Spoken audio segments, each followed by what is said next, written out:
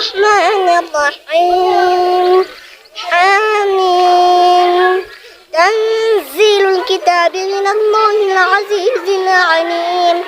غافر الذنب وقابل التوب شديد العقاب ذي الطول لا إله إلا هو إليه المصير ما يجادل في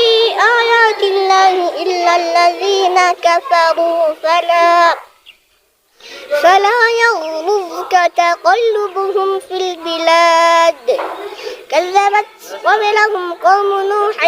والأحزاب من بعدهم وهمت كل أمة برسولهم ليأخذوه وجادلوا بالباطل ليدحضوا به الحق فأخذتهم فكيف كان عقاب وكذلك حقت كلمة ربك على الذين كفروا أنهم أصحاب النار.